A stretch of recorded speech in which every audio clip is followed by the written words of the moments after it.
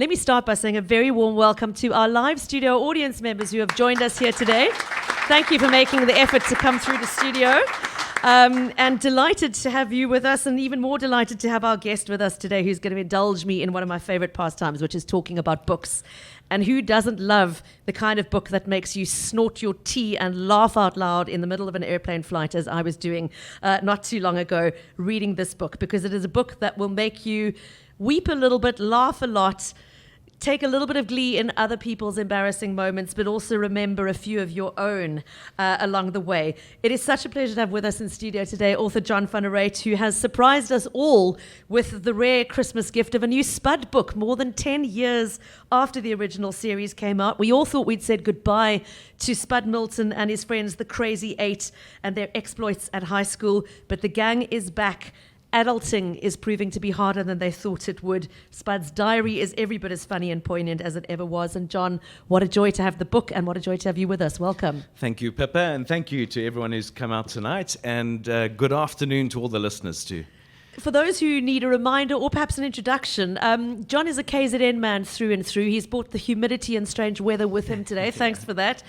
He was born in Durban. He was schooled at Michaelhouse, which I only mention because it's really, really important to the context of these books. He studied at the University of KZN and has a master's degree in drama and performance studies. So, as you can guess, besides being an astonishingly accomplished writer, he has also done his turn as an actor, as a comedy writer, and as a playwright. And the original Spud book, this is going to make us all feel a little bit older, I think. It came out in 2005. Ouch. Yeah, I think I had just passed my 10-year school reunion at the time the first book came out. Yeah, you probably were I in think the we're same very vintage. close. We're suffering the same crisis. We were in the same crisis of having to make the font bigger on the and forgetting our passwords and all that stuff. Okay. That's why I don't read from my own book. Actually, I can't really see it. Because it's too small, right? Exactly. But I mean, 3 sequels later, 3 movies later, here we are ready to go down the rabbit hole again. And I just want to say to those listening at home, if you've got a question, Keith has already sent one through on the WhatsApp line. Please follow suit with a WhatsApp to 072 567 1567. And to those who are here with us in studio, just a reminder, raise a hand and we'll gladly get a microphone to you.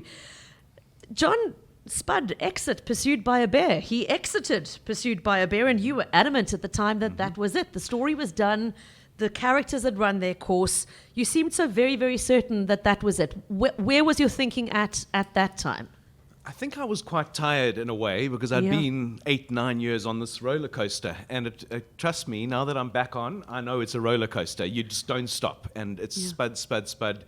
You pick up your phone. Now there's a phone. There's a phone which now connects me to people and social media. I didn't have that before. Yeah. I mean, now we're going back. But it's just an incredible thing. It's a beautiful thing. I get to meet so many people. But when I was starting to talk to Jules, my wife, about how my life might turn out now that I've written this next Spud, you go on a tour, and then there are more invites and there are festivals and so forth. And if you were going to write, say, another Spud, like I did in the old days, you would start in March to have it ready for 2 Christmases' time from now. So you're almost going from straight publicity into the writing, then you get locked in and you just got to smash it for 17 months. Then you come out and you get back into the crazy world of Spud, Spud, Spud. So you end up having very little time to actually live in between. Yeah. And I think after quite a long time, because I remember Spud happened to me, I was quite young. I mean, I started writing it when I was 27. And it was my first book. So I didn't go through all the horrors of, trying to get published and like most people do. So I had this weird experience of publishing, like this is the norm to, in the films we made, and the phone never stops ringing, and you're treated like a celeb, and you're flown around the country to launches. And now I'm coming back and I'm hearing from my publisher that this doesn't really happen for many people. They have a launch or they have a couple of interviews, but it's not like this campaign. Yeah. So it was that reason that I needed to step off and I think find myself again, find my creative energy. Not that I felt like I had kind of got into a bad place on that side, but I think I felt I'd mined school. And I didn't see another book coming out of school, and I'd seen what happened to Adrian Mole, which I didn't like when she, I used to like the younger ones when I was a younger man, but I didn't like it when he came back as an older man, a sort of a whiny, complainy. It was still amusing, but it didn't kind of have the same vim and vigor for me. So I was mindful of that too. So I did tell people this was it.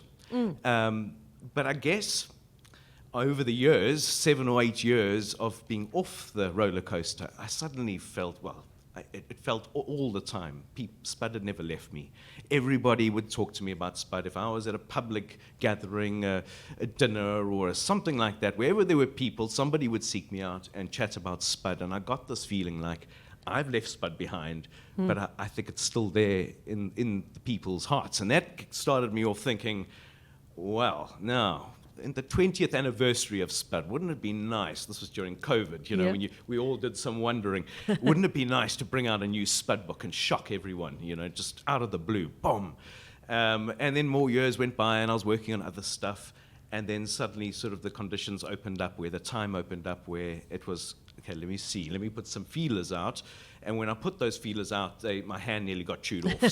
So I got the feeling like, okay, I've got a publisher who really wants to do this. They think it's a good idea, and they can see how they would not only sell this, but take this to the people. The idea of a reunion, the way that we've all been away for 10 years, and now it's 10 years later. So there's a sort of synchronicity of Spud and myself, in a way, being away for like a decade. Yeah. John, was it easy to slip back into his skin and sort of find his voice again? Because 10 years is a long time to have set aside a character. It is. Initially, it was very exciting. Like sitting down that first day, I can't tell you, somebody who's your alter ego, you've written 4 books, which is now looking like nearly 500,000 words in that boy's voice. Now you're sitting down and you've got to find him at 28. And, there was something about it that was just... like I was nervous, but I was so excited, almost like you're going to meet somebody at the airport that you haven't seen in 10 years. But there were 2 things that I was worried about. One, he was going to sound so different to the old Spud that it would almost be a mockery calling it Spud. And 2, that he sounded identical to the old Spud, which meant he hadn't grown up. And that would be another failing. So those were the 2 things. I was trying to work within those. I wanted a sense of, this is a departure book, but it's still, we feel it's Spud. Like when we hear that voice, we still trust that it's Spud, his voice. Well, you've nailed it. Did you feel that? Say as a reader, you've absolutely nailed it. Thank you. I haven't had much feedback, No, it's absolutely. still in the early stages, so it was picking up the book and going, oh, yes, you. Nice to meet you again. And then to dive in.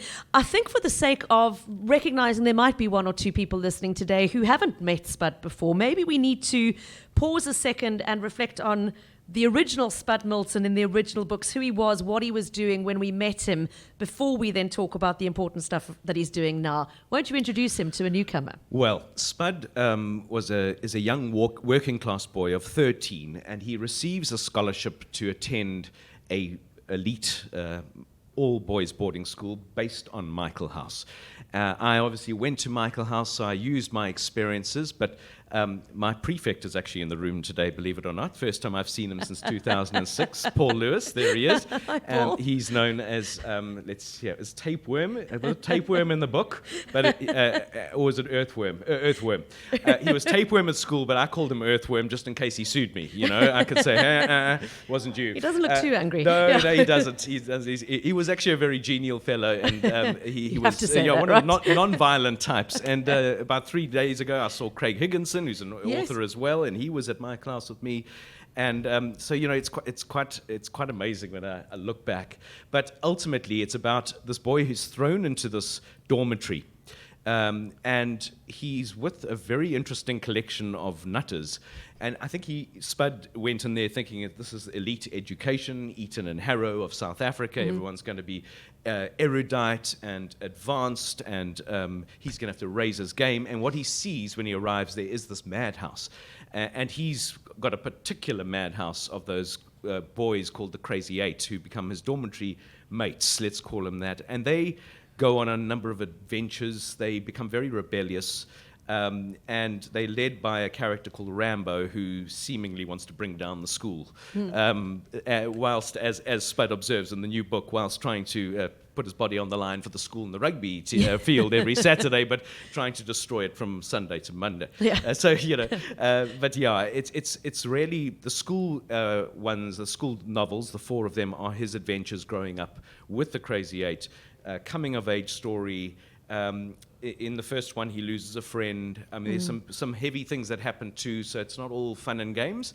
And that's always been the thing with Spud. You're not sure whether he's going to throw you something to laugh at or a little punch in the guts, and they can sort of come thick and fast. And that thread continues into the new book. So the Spud The Reunion is set 10 years after the end of the last book. It's 10 years after the end of school. And it's a quite deflated Spud that we meet at the start of the book. He is someone who is not living the big dreams that he had dreamt at school. He, in some degree, almost feels like he's starting to give up a little bit on making a success of his life. He is back at home living with his parents.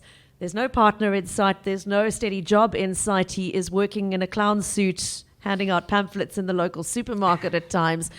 Life has not been very kind to him. No. Talk to us about that. Well, are you a bit of a masochist? Are you imposing your own journey? No, it's all from my life, I'm afraid. Okay, It's ouch. all from mine. Yeah. But what happened is I used when I was 26, I had my one-third life crisis, or quarter life crisis, or whatever you want to call it. But Spud calls it a one-third life crisis. And this is one of his own making. It's not like it was before, where he could blame his embarrassing parents or his crazy dormitory mates. This is as a result, and that's what makes it really more of an adult novel for me, is that it's a result of his choices to become an actor-writer, what I was trying to do then. And when I was 26, so about 18 months younger than Spud, I went through this issue. I was doing clowning at the hypermarket. To make ends meet. And now at 26, that's not so cool. Yeah. At 21, that's fine, and you're earning a bit of bucks, and that's great. But if that's keeping your career going at 26 or 27, or in Spud's case 28, it's getting too close to 30 now for comfort, and it's bled into the rest of his life. Women don't take him seriously. He doesn't have a credit card. He has to line up and buy airtime with teenagers and pensioners and other social misfits, as he says.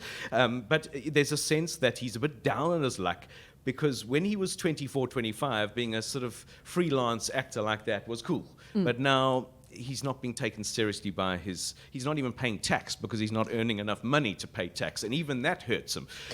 So there's a sense that he doesn't want to go to the school reunion, because he knows everybody there is going to be rich and probably well settled with jobs, looking good, plenty of loot, nice cars, and he's going to be coming in there worse than he was when he was 13, coming into that school with late development and all the other things he had then. So that's the sort of setup for why Spud doesn't want to go. But obviously his dad and his mom are desperate for him to attend the reunion. Firstly, because they're silly enough to think that he could be given a job offer, or something might come of it. Like there might just be something issued. A Crazy Eight member might throw him a bone that gives him something, which is ridiculous for Spud, because the thought of Vern throwing you a bone, is ridiculous, or a Rambo. But then also, I think they're worried he's just becoming disillusioned with life, and so they want him to go, and Spud is determined not to go. So there's a bit of a warring thing going on in the house, and he's behaving like a bit of a university student. Like he's almost, for me, he needs that kick up his ass, really. Either get out there and try something else, or double down and make something of your career. And that's why I think this reunion is so important for him. And I think by the time you get to the end of the book, you realize that Spud needed this reunion to change his direction in life, and to get him out of that one-third life crisis. And that sort of self-pitying, I want to say it's not self-pitying, but it's kind of, he's very hard on himself too. He doesn't have a lot of passion for his own self and career and future. He just sees himself in quite a negative light. And then when he hits the reunion, he realizes everybody else is actually more messed up than he is. Many more so. And he realizes that he's needed at this reunion to hold this thing together. His leadership is needed. And he doesn't really even realize he is a leader until he goes there. So it does change his worldview. And I think that's what I like about this book. It's sort of we start off, and then zoom, we go into there, and it throws them into It's a that whole deep new end. trajectory, yeah. Yeah. As we were saying earlier, you and I are of a very similar age. I've been through 3 school reunions now, so you probably have too. And you go into them with this mixture of excitement to see people you like, trepidation about seeing the people who bullied you, happy memories, unhappy memories mixed together in different dimensions and proportions for everybody. And the same holds true at Spud's reunion. Some of the characters arrive with serious baggage that, if you go back and reread the first original series of books, you can see where it came from. But we didn't realize at the time just how deeply it was going to weigh on those characters' shoulders. Fatty being the obvious example, who arrives, I think we can give this one spoiler, that Fatty is thin in this book, very thin indeed, and has not quite gotten over the trauma of being the school hot dog eating champion who was both beloved and derided for that fact. Exactly, and he's calling himself Sydney now, so he's not even identifying as Fatty, but of course it doesn't work. Everyone just calls him Fatty. Yeah. So you've got the skinny guy being called Fatty, and he's got a chip, he arrives with a chip on his shoulder, and he feels that the way the Crazy Eight treated him, it sort of, how do we say, exacerbated his disorder in many ways. So there's a sense of some of the guys coming back, and even Spud with the sense of just, he's thinking about all these things at the reunion. It's not like before where he's just more reactive to the craziness around him, which is particularly when he's younger. He's more reactive. Now he's proactive. He's forced to be proactive in this novel, and I think that's what makes you turn the page, is to find out what exactly is going to go down here, because as you get into it, the reunion looks more and more like a slow-moving car crash. And I know many people are imagining this reunion is going to be great fun and everyone's going to be up to wild antics, and they do. But as you've read it, you would know that it has that slow-moving car crash about it for a long period until actually the third act of it. Yeah. I just want to say, for anybody listening at home who's come in midway and is listening, no doubt with rapt attention, but wondering, who is this? With me in studio today, John van der Ruit, the author of the Spud novels, and has surprised us all with the gift of an unexpected sequel, Spud The Reunion, set 10 years after the end of the previous book. The Crazy Eight are back together, and they are back at school for their 10-year school reunion.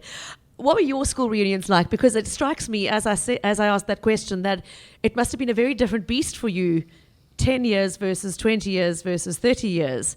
If you were still the struggling actor doing clowning work in your mid-20s and only just creeping out of that at 10 years, boy, oh boy, you must have arrived with a very different sort of stardom behind you the second time round. Pippa, I will tell you something. Oopsie, sorry, I just kicked something off. Pippa, I'll tell you something. I never went to a school reunion. I was like Spud. I was like, you would not get me there if you put a gun to my head, right?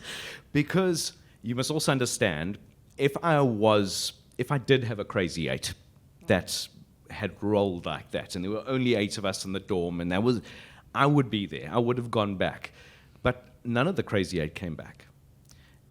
It's like those guys who made up that group, and remember, I've embellished it a lot. They're not all people from my dormitory. Sometimes I've taken somebody from another house, combined different characters, so there's that kind of thing. It was quite interesting that I think the guys who go back to these Gordies, as they call them at Michaelhouse, are the guys who had great friends at school. They can't wait to catch up with their buddies, that kind of sense. Whereas our house, I mean, Paul will tell you, we had a kind of a weird year. And it was like, it would be a long stretch to say we were friends. It was more like we got up to stuff together. So also the fact that very few of the Crazy Eight came back, as I recall. Garlic obviously came back because he's the most avid of the Crazy Eight. But what I do have is a fundamental understanding. I have a spy on the inside at Michaelhouse, who tells me everything. I'm also on my year group, so we hear all the stuff from my year group. And then I got the full rundown of what went down at our 10th, and I know that it erupted into a huge fight. Oh, wow. So I knew that already. So what I do is, you can see I almost don't need to be there to know how that weekend ran out for the Crazy Eight, because they weren't there. You know what I mean? So it's the kind of thing of, once I put the Crazy Eight into the environment that I know happened there, and I know I want to get to that conflict situation, it's just a situation of, how do I get there, and how does that evolve and who's involved and why does it happen and all that. So then but now on my 10th, actually, I was on stage at the theatre on the square because when that happened, I'd now just sort of made, how do I say, Green Mamba had happened, and that was a good show for me and Ben Voss, and it sort of got us national profile. Exposure, yeah. And we started to tour, and while I was writing that, we were performing that, I wrote Spud. So that was very linked in, and so I was on the road for that, and then I was on the set for Spud 3 in Cape Town when my 20th was on. Okay, so I was like, and then the 30th happened during COVID. Oh. Okay, so now the guys are like, next year we're going to do it. It's only our 32nd, but we're going to pretend it's our 30th. And I'm like, oh, I don't know, guys. And also, it just sounds like you get pissed from Friday to Monday, and play golf and get pissed again. We're pushing 50. Your liver doesn't do that anymore, right? Excuse the language for anybody in Cape Town who finds that. We're back in conversation with author John van der Reet. His new book is Spud The Reunion. It picks up 10 years after the end of the original Spud series, and the Crazy Eight are back at school for their 10-year school reunion.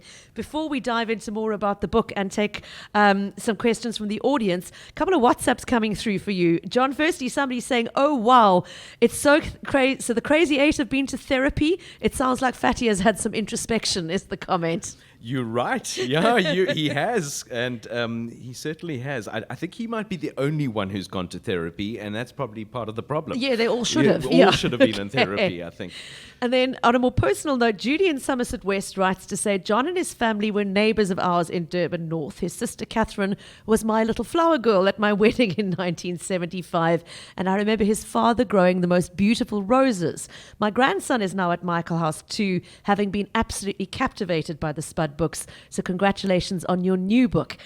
Judy, thank you. Thank you. We're going to go back to fathers and their role in just a moment. That's amazing. But I want to ask about how Michaelhouse has responded to these books. Do you, because good question. A member of my family read them and went, oh, the schools must be very upset, especially that there was a drunk teacher. That could never have possibly happened in real life. I don't want to put you into any legal conundrums here. No, not at all. Yeah. I've actually had a very interesting relationship with Michaelhouse through my whole life. It's been like almost a relationship with a beautiful woman who abuses you at times. And it is. I mean, it's quite interesting. Our relationship right now is excellent. Like, I think it's as good as it's ever been. And we started this tour at Michaelhouse with the first launch there. So, and that's the first launch ever. And I think that should indicate something. We did shoot the film there, which I know confuses things. So let's go back. When Spud came out, and let's say within a year of Spud coming out, it was now quite a big thing. And then I was working on a sequel. And when that came out, it was just going really hard, right? I think initially there was concern that these stories might demean the school.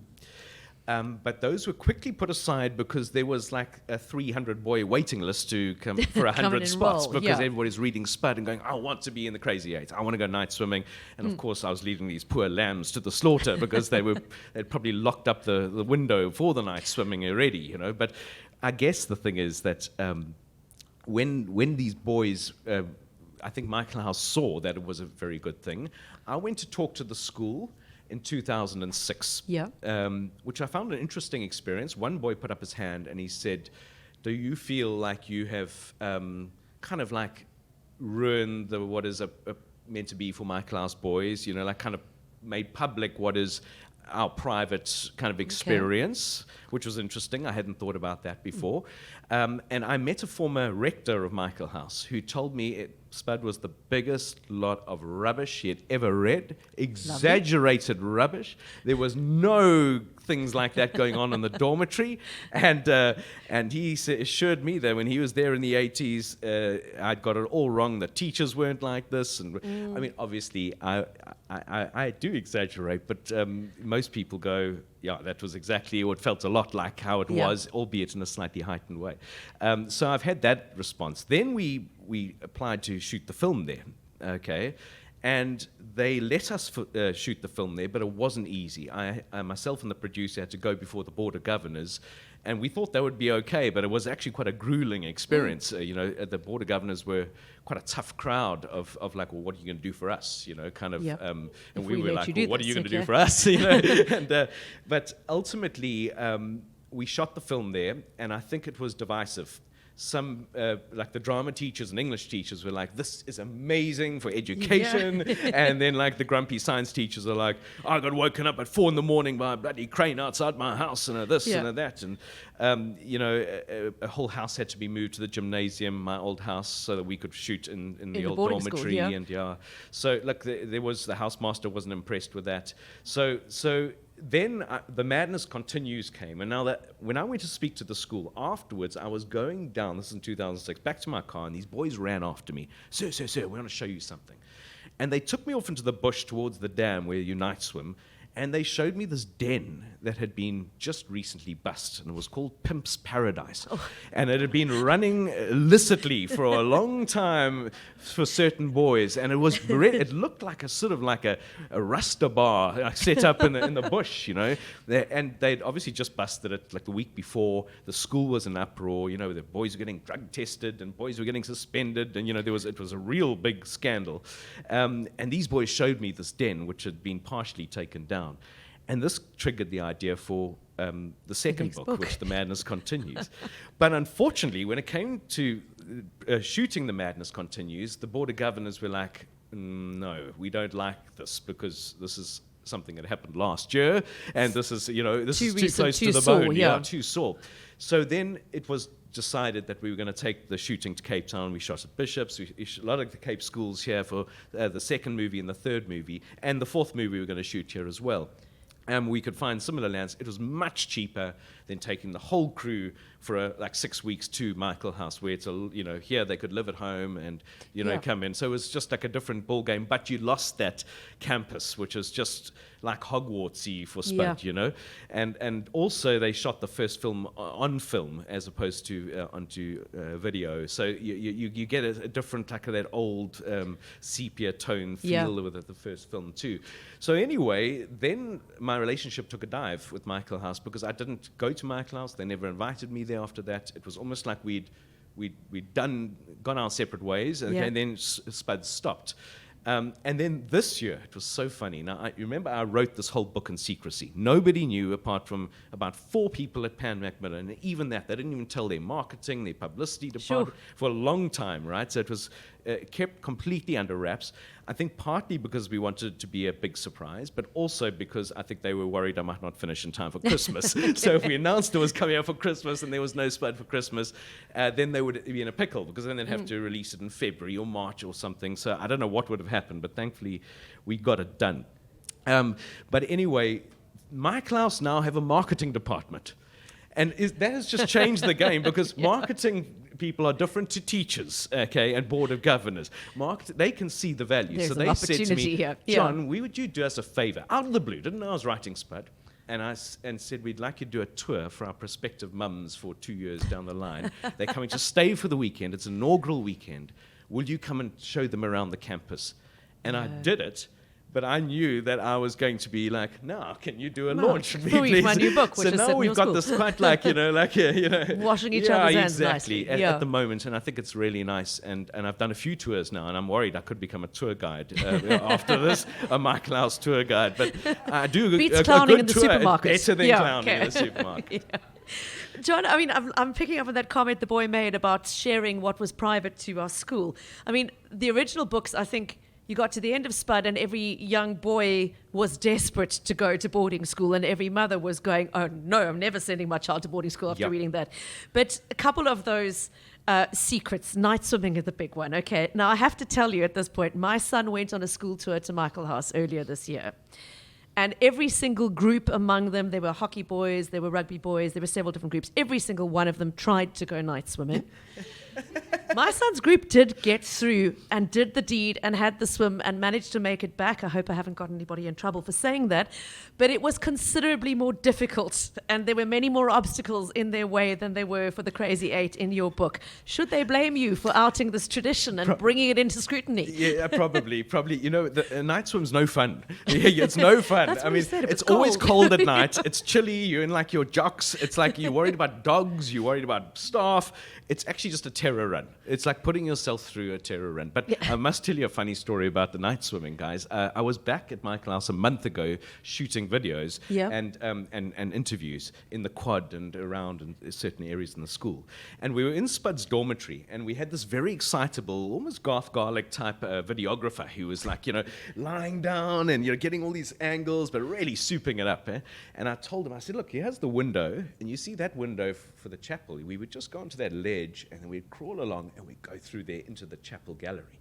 So he's like, oh, do you want to do it? Yeah, I want to film it. So obviously I still think I'm like 30, not getting very old. So I'm like, okay. So I grovel out. First thing I discover is that my legs are a lot longer now than Spud's. So I don't have a problem jumping down onto the roof. So I'm like, okay. Easy. Scuttle along. Now my publisher is in the dorm, sort of directing the filming, right? She is just white like a ghost because it's now like 4 weeks until my tour. The book comes out. She can see what's going to happen here. Spud's going to fall off the window, be in a wheelchair, and this is not going to be good for Pan Macmillan. So anyway, I got there, and I got to the window, and they've unbolted the window. For a long time, the window was bolted, and it's unbolted now. So now it's open season for anybody at Michaelhouse. And I opened the window, and I went through, and I was astonished, because I'm not like the biggest guy, but I was astonished that it was a bit of a squeeze. It's not just a big fatty. No wonder fatty got stuck. I mean, like even me, I was a bit like embarrassed. So I squeezed through, and I go, and you got to imagine like some big creature being born, like a hippo or something, and I sklonted out onto the chapel floor, like head first, right? But my bum was facing the camera the whole time as I was squeezing through. Still haven't seen this video come out. Don't hold your breath. I'm sure folks. social media is desperate for it. Anyway, and I landed in the chapel gallery to this clunk, like echoing clunk. And I look up, and I see about 20 workmen. The whole chapel's been closed, and workmen, they're doing a huge reconstruction. And they've just seen this man come squeezing through the window into their construction site. And they go like, hello? And I'm like, we're just shooting. And they like look at me like I'm mad, like they think like maybe shooting, with a gun. And I realized, okay, this is not going well, so I just dived through the window and came back out again. But it didn't go. It never goes well at night. Never goes according to plan. Yeah. I want to say at this point, if anybody in the audience has a question, I'd love to make room for questions. Just raise a hand if you'd like to join the conversation. Don't feel shy. The whole Cape is listening. Yeah, while you pluck up your courage, thanks for that, John. I mean, kind of killer conversation. We have got a voice note that's come through. While my producer lines up the voice note about school reunions, a comment from Timmy, who writes to say, I grew up reading the series of Jennings books in the 1970s, and it was a natural progression to reading Spud, which felt like a South African version. I look forward to reading this next one, says Timmy.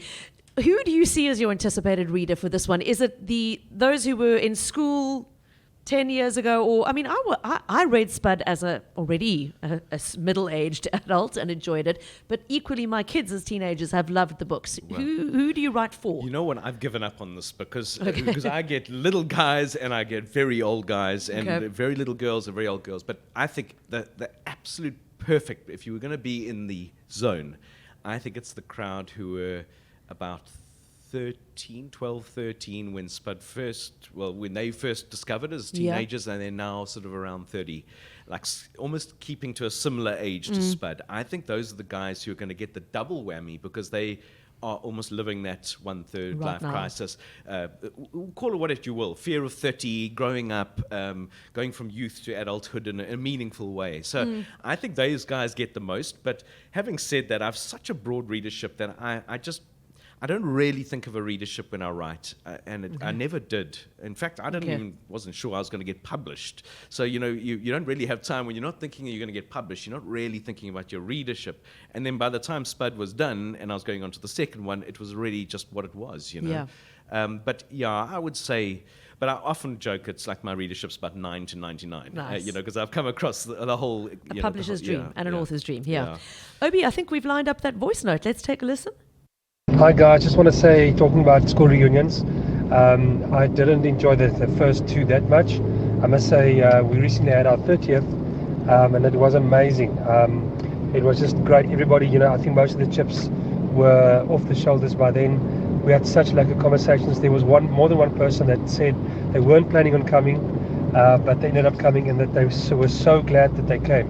I mean, there were folks that I didn't even know in school, but they would come over and just chat about their life, and and that. It was amazing, I must say. So I think it's worth going. Our 10th, like I say, wasn't that. I didn't even want to go myself. I was in the first rugby team, and I was head boy in the whole story. I even helped organise the thing. But the 10th, just everybody was just so insecure about themselves still and whatever. But man, the 30th was lacquer, and we plan to have a 50th in 2 years when we all turn 50. So can't wait for that. But thanks for the conversation. Thank you for that encouragement. There's hope yet. But that is great, and Yeah. I thank you. That is a lovely, lovely voice note. I think you draw on two things. First, that your 10th was similar to Spud's, the sense of it's a tough one. I think it's a tough one, You've that still first got a lot one. to prove. And exactly, Yeah. and then the sense of as you get older, proving yourself becomes less important, Yeah. doesn't it? Or maybe because you feel you have proved yourself. I don't know, but it's. I think it's a great point, and it's.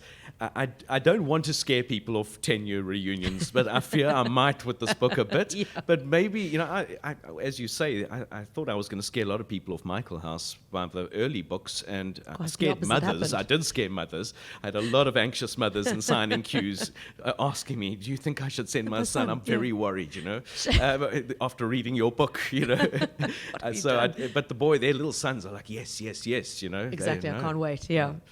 Now, I want to go back to that message from Judy referencing your dad and the memories of your dad's roses in the garden, etc.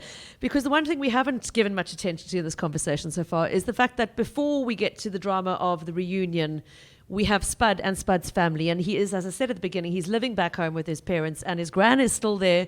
And they're all still dysfunctional alcoholics worrying their way through life in various guises. But Spud's dad, that relationship, and I just want to share, the one most beautiful quote very early on in the diary, where he wrote something like this: "If I ever do make something of myself, it'll be in no small part due to my father's unshakable belief in me. It may be founded on blind faith rather than empirical evidence, but faith is faith, and who am I to judge the intangible?" That sense of, no matter what happens, no matter how little I feel I've achieved, my dad still thinks I'm great. How important is that? And just I love that quote because I think that illustrated how Spud has grown up. He never would have been able to write that as a schoolboy, right? To almost understand his relationship with his father. And it's my father was that for me. He just was constant. Even in my 1/3 life crisis, when my mom was saying, well, you could become a good teacher, you could go to varsity, and I was just imagining a lunchbox with sandwiches in the morning, and I was like, no. And my dad was just always believed in me. And yes, it was a sort of blind faith thing too, but I think because also I don't think you can have any critical distance when it's your child, but I think he'd seen enough that there was, he'd done enough, and that there was something in me that was going to spark. But that incredible thing that I think as you get older, you start to realize the impact of your parents on your life. You start to realize both good and bad, but also in just the way you speak, your mannerisms, they are part of you. And as you get older and older, and when you lose your parents, you start to get to that point of like, you miss that, and actually it's those little parts of you that you used to be embarrassed about, that were too much like your parents, that you kind of now so happy about. Like people used to always tell me I was the splitting image of my father, and it used to make me a bit embarrassed, because nobody wants to be the splitting image of their father, but now it doesn't. It makes me happy when people see me and go, God, you remind me so much of your dad, and kind of whatever. So it is. And my parents were amazing. And I think if there's any lesson for parents out there from my parents, it's that they always just backed me to do what I enjoyed and what was my passion, and back that to come right, rather than trying to engineer something else where I had safety nets and what have Something you. more sensible. More sensible, and Yeah. and it obviously it must be hard to do that as a parent because you don't want your kids to be on the edge, but if they're choosing a creative life, they're going to be on the edge. That's for certain. Yeah. At some stages, at least in their career. Now, the creative life took you into film as well, and I think we've got a couple of minutes left to talk a little bit about the Spud films. And as you mentioned, 3 movies, the 4th was never made. Was that because your star grew up so fast and jetted off to become a world-famous singer and actor in his own right and left you behind, or was there more to it than that? He even left John Cleese behind. I mean, he literally... I wrote the screenplay. It took about 9-10 months, Yeah. for Spud 4. It was a great screenplay. Everybody was ready to go with it. We got the funding. John Cleese was on board. The whole cast was on board. And then we got a letter from Australia to say, I'm not coming back. And I've been signed by EMI. And also just what made it more difficult, it wasn't just, oh, he's busy now. It was a sense of a fundamental change in Troy's career and his arc. And, you know, and in what what he is and who he is. And I don't think he felt as, you know, I think when he was younger, he felt Spud was quite close to him. But then as he got older, I think Spud was getting further and further away from the Troy that was there. So it was a very difficult one because we sat down, it was me and the two and the producers, and had this really heart-to-heart chat about it. And I felt like it felt like a shame that movies and series do change the leads, but they felt after 3, and now just to change it for 1, for the last one, it was decided that he was so iconic as the Spud now, it would just be a shock to viewers to now see a different Spud. It will almost take the whole film for them to get used to this new Spud. So that was the decision, and obviously I think that also, if you consider that was when I stepped away from Spud, I think it almost like was, it wasn't that I was furious or anything, I just felt like, well, that's probably the natural conclusion. You know, I don't get my last movie, but that's, you know, I'm going to have to live with that. And time to move on. It's been a great run and all the rest. And it just added to that sense of conclusion about the whole Spud thing. But it would have been lovely too, because now when I go around, a lot of people talking to me about, are we going to get a reunion movie? You know, and I don't know. Tonight I'm actually having dinner with one of the producers from who produced 3 Spud movies. So we might just chat about it and. I'll let you know down the line. Fingers crossed. I mean, the beauty of this book being 10 years later is you can cast whoever you like. You can pick up the characters. They can all be new. Correct. And also, I understand John Cleese still needs to earn some income, so he might be on board. At least he hasn't got divorced since the last time we saw him. But, you know, I mean, he's old now, but there's this reunion, there's a lovely scene written for him. I mean, they might say to you that we need a little bit more to justify him coming out. And even then, I think that you could easily set a scene in his house with 3 libraries where Spud just pops out from the reunion to spend a little bit of time there, you know, as you can do in film. Yeah, and that's what angers people. Oh, that wasn't in the book. You know, but at the same time, it may be decided that it depends on the budget, I suppose, and how that goes. But I think we could have a new Spud now, particularly with Spud arriving with a bit of a poor grizzly beard. I wouldn't say a good beard, but a little kind of scratchy beard, and looking like he's filled out, and he's different. In a sense, Troy still looks a lot like the old Spud. I mean, he's grown up, but he still has that sort of like otherworldly Avatar. We used to call him Avatar Kid, you know, with those blue eyes that just went out like that, and the camera just loved him, you know. So I can imagine him being a massive star, carrying on being a massive star. Wherever he goes. Well, we'll keep our fingers crossed tonight for another movie. In the meantime, in the 1 remaining minute, Spud the Musical is in development. Is that correct? Jeez, and that's something else I've been working on for years, guys. I mean, it's just the Spud has infected every part of my being. But I've been working with some really talented young guys for a couple of years now. And also, we have the music from Ed Jordan from the film, all that lovely music he composed for the film that he said you can use for the musical too. And it's going to be it's fun. It's going to be one of those things where you imagine the car coming onto the stage, backfiring, night swimming. It's going to be like, I think it could almost be the best format for Spud. Amazing. You know, if we get it right, you know. So our problem is now time. You know, and if there was a sequel to this one, then how do I get the musical and what happens to the film? I always need body doubles like Saddam Hussein. To help you juggle all of this, So you have just sort of opened the lid there. So my final question then is going to be, is this the start of a new series, or was this intended as a standalone reunion and you'll leave them to it, or have they infected your brand again? It's meant to be both, because when you get to the end, I want you to go, oh, what has he done here? What has he done? Yeah.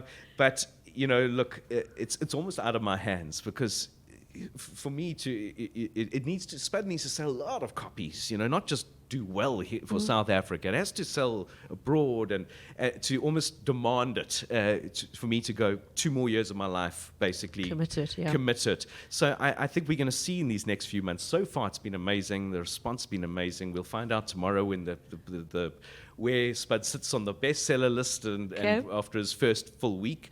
And so that will be the first tell. And then we'll have to see, if there is film, somebody talking to me about a TV series potentially from the start again, like a sort of Netflix type series. So I've got a few things that are bubbling, but these things can bubble and bubble and bubble for years in this industry. So you never know. Let's say hold thumbs. Hold thumbs and watch this space. I have no doubt that it is going to sell lots and lots and lots of copies. And to those who've joined us today, please do pick up a copy at the sales table at the back. Everybody else listening, Spud The Reunion is published by Pan Macmillan, and it is on sale in all good bookstores right now at about 350 Rand a copy. There is a launch tomorrow night at the Waterfront Exclusive Books. If you want to hear more of the story, get yourself there at 6 for 6:30. John, it's been an absolute delight having you with us. Thank you so much. Pippa, and thank you to the audience members as well for joining us. It's really been fun.